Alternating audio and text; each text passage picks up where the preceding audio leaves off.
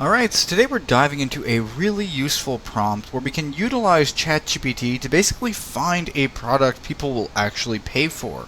So this prompt is super beginner friendly and ready to use. You can get it from the description of the video or the pinned comment. Once you have it copied, you're simply going to want to go and paste it into ChatGPT like so, and you can hit enter. We typically recommend projects mode for something like this, but you can use a standard chat as well. So as you see here, it basically states, you are my demand first product strategist. Your job is to help me find problems people are already motivated to pay to solve, then turn the strongest opportunity into a clear product or service offer. Now you can go through the rest of the prompt, but the rest of it is pretty much just aligning it to ask us the correct questions and then help us actually find the answer to our question of what product would be a good fit for us. So I'm going to go ahead and just hit enter, and like I said, it's super beginner friendly, it's ready to use, and once you do this, it's going to start asking you questions like so. So as you see here, it states, what skills, experience, knowledge, interests could you build around?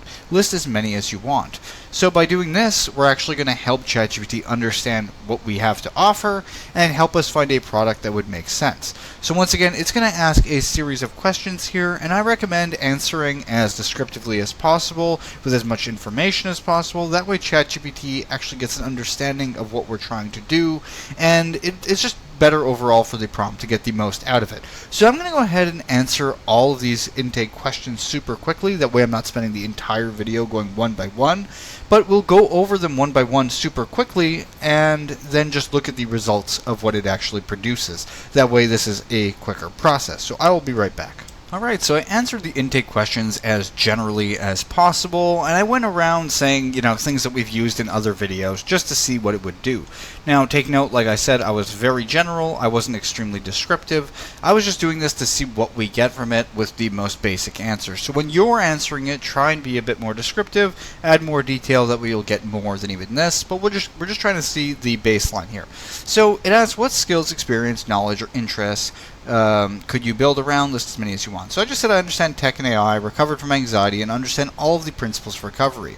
Good knowledge of video editing, good knowledge of Pokemon and trading card games. So once again, this is just from other videos that we've used these topics, so we're just trying to see if it remembers this and what it can actually recommend for us. So then I went ahead and it asked, who might you want to sell to? I said not sure. If you're not sure, you can always say that in these types of prompts. It doesn't make a difference. It'll work with what you provided. Then we see here, what problems have you personally solved or regularly see other people struggling with? I just said recover from anxiety through specific principles I learned.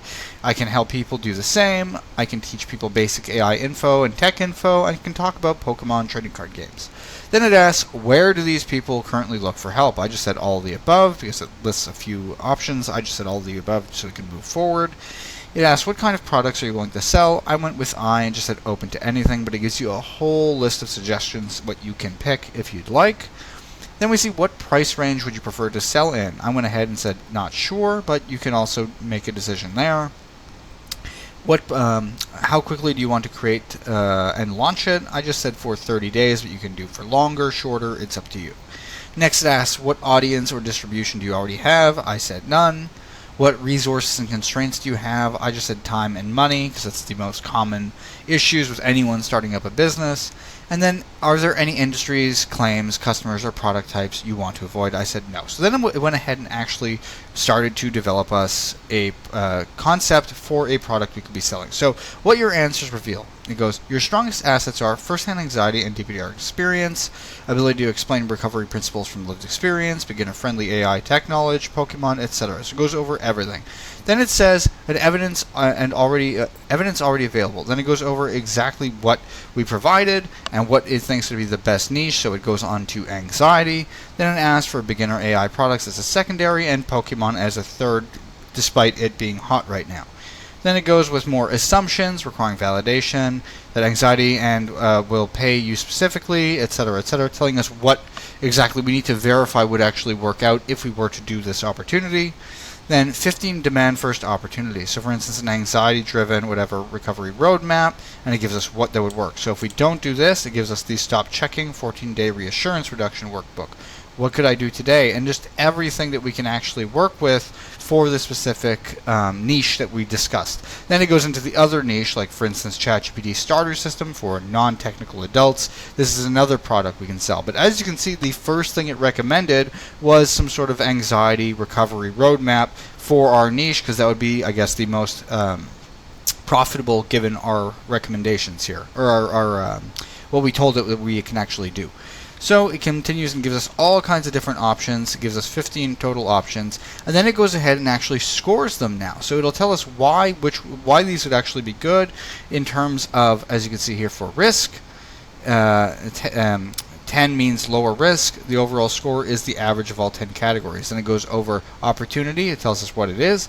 Urgency, how much people would want it. The pay, how much they'd actually pay. Specificity, evidence, reach, create, differentiate, fit, upsell. And fit's very important because it's going to work with things that we told it to make sure that we align with the product itself. And it tells us the risk level and if it's actually worth doing. So once again, for risk, 10 means lower risk. So 5, it's a little bit higher risk. And then it goes over all of the other options that we can do for different niches that we mentioned.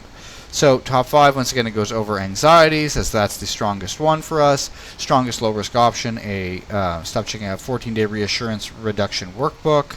And the strongest high upside option would be for a recovery foundations mini course. And then it goes over all the different things that we can do for it. The recommended opportunity tells us what we should do, why, and the deliverables, who it's for, not for, the suggested price of what we should start at. Then finally, a 7-day demand validation sprint to see in the 7 days whether or not we actually have demand for this product and if we should continue to do it. And it gives us reasons of why we should or shouldn't do it. As you see here, change if that doesn't work, stop if that doesn't, stop this in the case that it doesn't work. So stop or choose another opportunity when you receive no purchases or deposits after reaching at least 30 genuine qualified prospects. And then we scroll down and we see more. This thing goes into extreme depth. So when you're picking this product idea, that's why I said to be very descriptive so you can get the most out of it. Because by being descriptive and telling it what niche you're interested in, it'll really fine-tune that.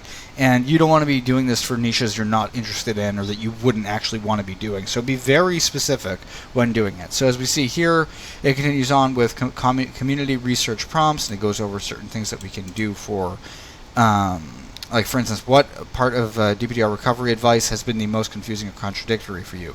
And using this to try to get more information about the people that we're working with, the pilot offer we can do, the manual or pre-order test if we wanted to see if we actually had some sort of reach, and then better offer builder. So we do this in the case that it doesn't work out. It gives us a backup plan that we can improve.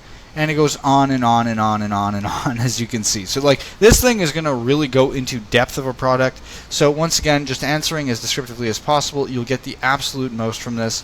And then it tells us finally the final verdict. So we get build and validate the anxiety-driven DPDR recovery roadmap first. Your strongest differentiation is not broad anxiety knowledge. It's your ability to translate a frightening, confusing, yada, yada, yada.